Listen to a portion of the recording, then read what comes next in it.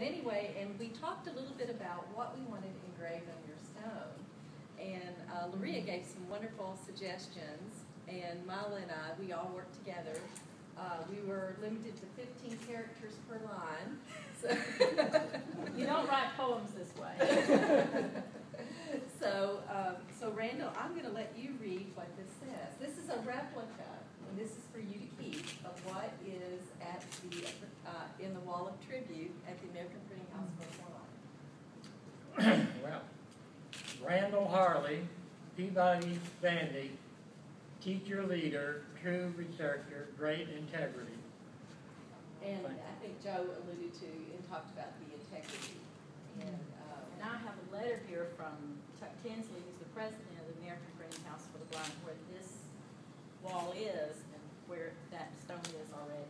It says, Dr. Randall Harley, the wall of tribute presents the opportunity to honor in a special way people who have made a difference in the field of blindness. This honor commemorates your dedication and involvement as a leader in the discipline of visual impairment support. The original of this tribute stone is in place in the Hall of Fame, Leaders and Legends of the Blindness Field, located at the American Printing House for the Blind, Louisville, Kentucky. Chuck Tinsley III, President, September 2012.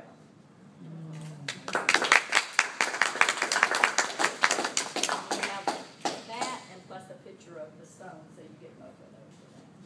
Thank you. yes. And Dr. Harley, you have touched the lives of so many people all across the country, just as Joe was talking about. And we sent out emails. Betsy was very skilled at this, and we got quite a few responses of people who could not come because they were so busy working in the field that you helped prepare them to do. And so this is a notebook, and it has letters and email printouts. And cards, right. So many people were disappointed that they couldn't be here. I know. And so we have quite a few from people who were here before. This is for you to keep and take with you and share and look back over. But and I got a phone call from one last night. She said, would you please read this? So will you all let me read this one from Marynell Council? I think I saw it. It's one of the first ones. we reordered them about 15 times. We had 3 today, I think.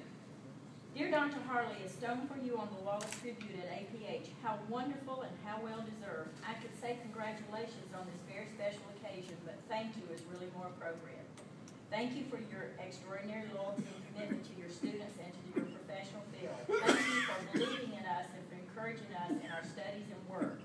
Thank you for your powerful, positive, and indelible influence on my life and my professional journey and on the journeys of so many others. Thank you for your kind and calm spirit you have generously shared with us. Thank you for being the warm, genuine, and remarkable man we know and love. I regret that I am unable to attend your reception and say this in person, but I will be there in my thoughts and my heart. And I send both my congratulations and my thank you along with my best wishes and a great big hug. She said, I had to give you a hug. There's another letter in here I would like to read from Chris Craig. And he had hoped that he could be here, but he wasn't able to be here. We also have a couple of videos, and with the help of someone, hopefully they may not be upside down, but anyway, well, played them a minute ago, they were upside down, so anyway, there are several in here. This is from Chris Craig, and he said, please, yeah. Dear Dr. Harley, I am unable to be with you on this special day and event as Vicky's sister is very ill, that's his wife, and we are unable to travel at this time. I have wanted to say some things to you for a number of years, and I'm delighted that I was contacted to make a contribution to this day of celebration.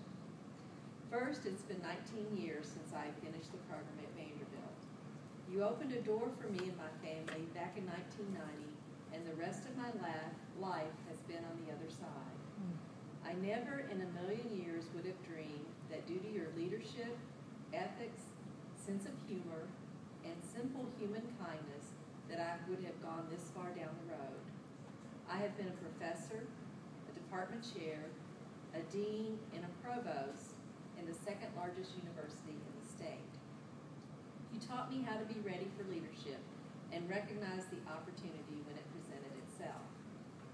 I recall how strict you were when I co-taught the Braille classes with you. This helped me. This helped me appreciate ethics and high expectations for students. I remember making mistakes, and you told me I needed to take what you had to say to me like a man and learn from these experiences. Your honesty and way of communicating has helped me to be strong, as I am now in charge or responsible for so many. I strived as a faculty member at Missouri State and at Drury University to carry on your vision for helping children who are blind.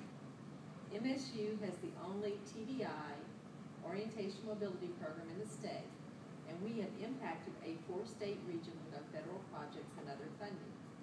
There is really no reason why a child in Missouri, Arkansas, Oklahoma, or Kansas should not have a qualified teacher of the visually impaired. Clearly, that is your legacy and impact. You were pretty strict about West Virginia.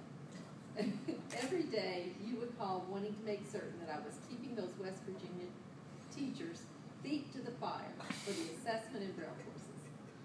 I have to admit it, I really did have a great deal of fun there with those wild West Virginia women.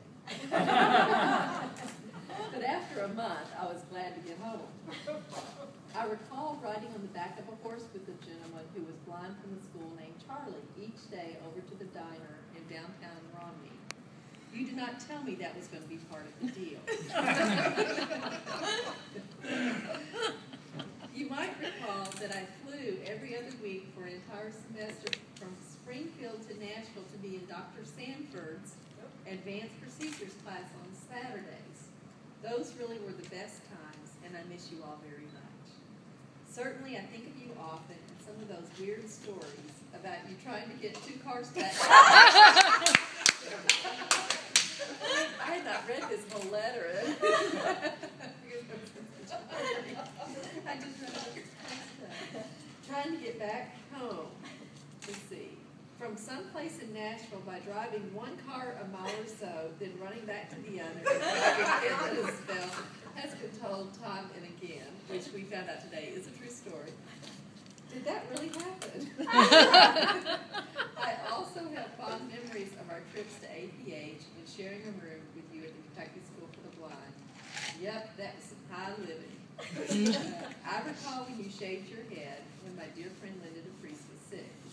That is really the deal, Dr. Harley. You knew what each of us was going through in our lives, and you were there to be the very best of your ability. You were kind but strong, and you held the bar very high.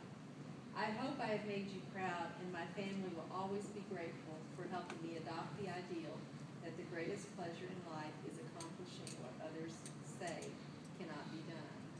In my book, you are and will always be a man. God bless. We have many other letters in here, and we have Sherry Trent and Mary Beth Langley could not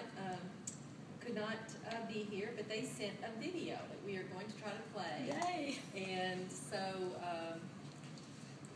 is it John? Logan.